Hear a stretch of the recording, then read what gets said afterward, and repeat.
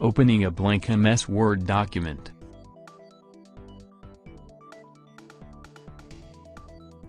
Double-click on Word icon from your computer desktop.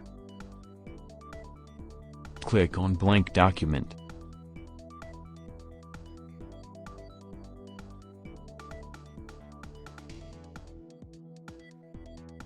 Or click on New from left-hand side. Then click on blank document.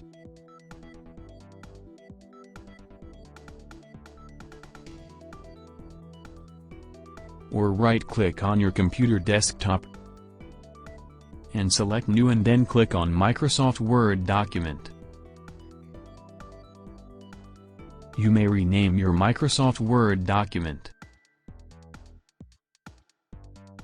Double-click on Word document to open.